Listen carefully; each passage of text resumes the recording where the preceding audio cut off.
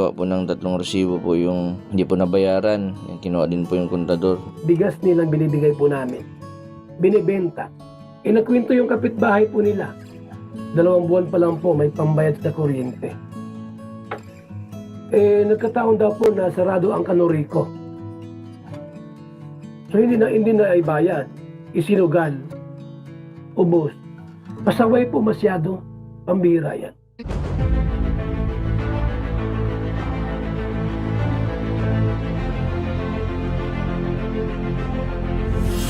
Ayun, shoutout guys, muli po, welcome to my YouTube channel. Ito po si Kuya July, ang inyong katugang, ang inyong kalingap na muling buwabati sa inyo ng magandang araw, magandang gabi, saang sulok man po tayo ng mundo naroon. At sa araw na ito, meron po tayong panibagong vlog. Pag-uusapan po natin yung kaso ho ni na Bombay o kaya yung Bombay Sisters, mga kabayan po natin, na kung saan ho ay involve ho yung tatay na naman. Alam nyo po ba na dahil po sa kagagawan ng kanilang tatay, naputulan po ng kuryente. At dahil po dito, si Kuya Bal Santos Matubang ay may mga sinabi na naman po. So pag-usapan po natin yan maya-maya ng konti. Pero bago po yun, paalala mo na si Kuya July, baka sakaling meron pa po ditong hindi nakasubscribe sa ating YouTube channel, huwag natin kalimutan.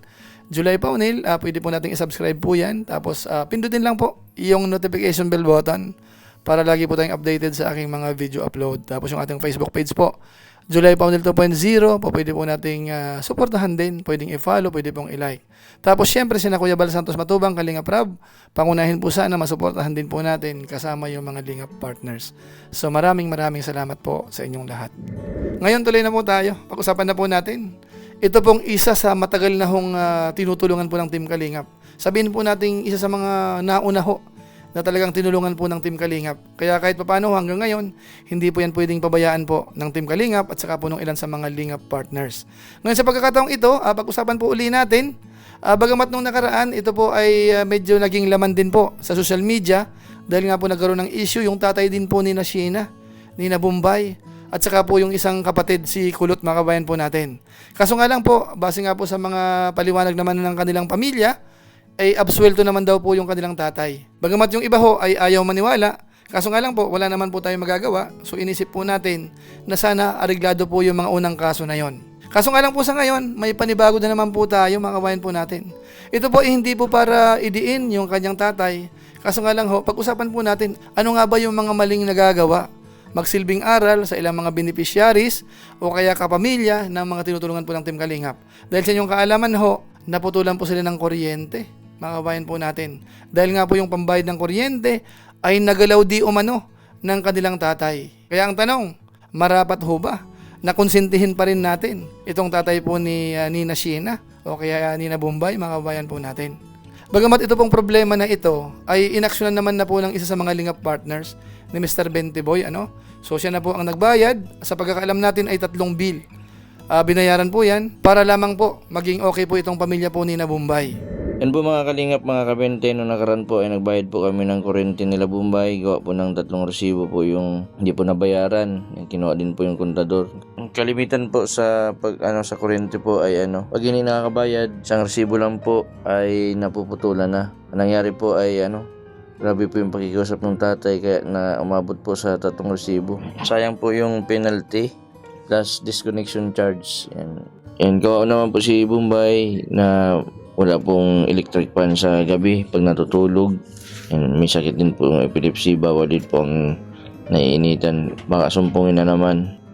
Nangako naman po yung kanuray ko na kapag may available daw po ay kakabit daw po agad yung kuryente. At mamaya po ay ipapalo up ko po yung bahay po nila Bombay kung naikabit po yung kuryente. Kung hindi po ay kailangan magtiyaga muna sa paypay at madala din po ako ng sperma para po may magamit sila magdamag. At sana, itong mga panahon na ito, itong mga oras na ito, sana may kuryente na po sila. Kasi mahirap po kapag walang kuryente. Marami po sila nakatira doon, mga kabayan natin. At baka yung may mga anak, baka nandoon pa rin, mga kabayan po natin. So nakakaawa. So dito po sa pagkakataon nito, mga kabayan natin, sina Kuya Bal Santos Matubang ho ay may binanggit po patungkol dito. Siguro ho, pakinggan po natin dahil nandito na rin po yung paliwanag mismo ni Kuya Bal. Siguro po, ididiretso na lang po natin. Pakinggan at panoorin po natin. Alam niyo ba itong problema natin? Itong ama nila Bombay, yung papa nila, napaka ano, napaka sutil, ika nga, sutil, pasaway.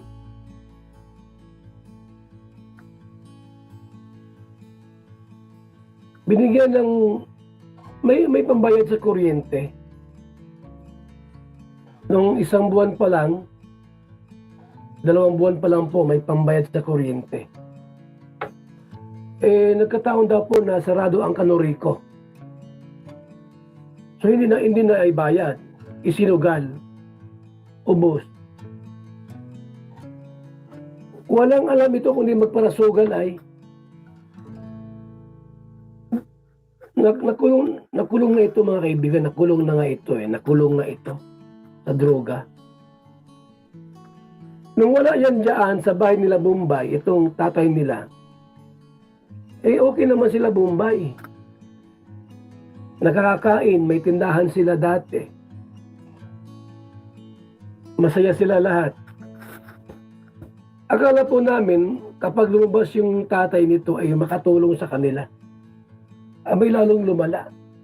Yung bigas nga po, yung bigas na binibigay namin, na may nagkwento sa amin, binibenta. Bigas nila ha, bigas nilang binibigay po namin. Binibenta. Nagkwento yung kapitbahay po nila. Kuya Bal, yung tatay nila Bombay, yung bigas na binibigay nyo, binibenta. Isipin mo po yan. Wala nang trabaho. Wala nang trabaho po. Hindi na po nakakatulong. Tapos maging ganyan pa siya. Pasaway po masyado. Pambira yan. Si Bombay po may sakit. Nakaipon si Bombay po ng pera. Siyempre, bigay-bigay, may nagbibigay. Inuutang pa ng ama. Yung pamiling gamot, wala na, nauubos na. Hindi man naghahanap buhay, ayaw maghanap buhay, ayaw magtrabaho. Napakasutil at pasaway po talaga. Hindi ko alam kung anong gagawin ko dito mga kaibigan. Napunta kami doon, nabigay kami ng bigas, nabigay kami ng ulam. Lang ito po ay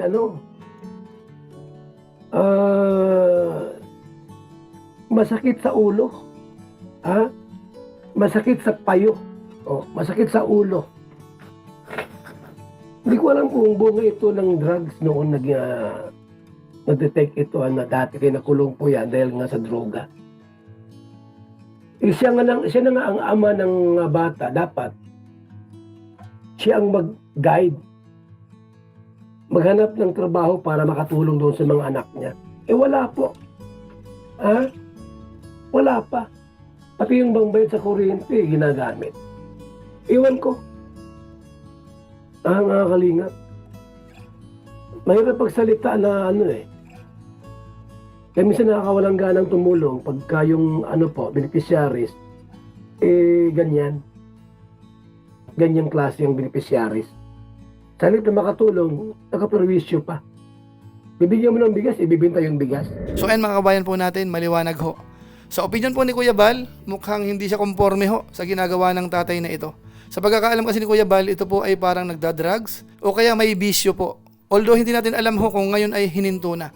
Kaso nga lang po dito sa pinaka-latest na kaso, para galawin ho yung pambayad ng kuryente, ay kahit sino naman po siguro ay hindi matutuwa mga kabayan po natin. Matitiis ba natin na yung anak natin ang didiskarte or maghahanap para lamang mabayaran ito? Po pwedeng tumawag po sa mga kakilala, ilan sa mga sponsors, di ba ho parang nakakahiya? At kung sakasakali pong nagawa po yun, dala siguro ng kagipitan.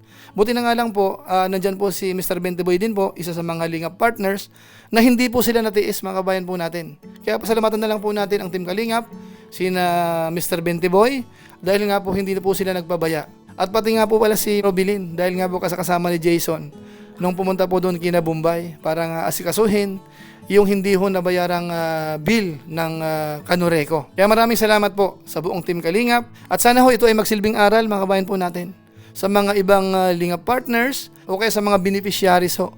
Kung sakasakaling meron ganitong mga case ay mag-iingat po tayo.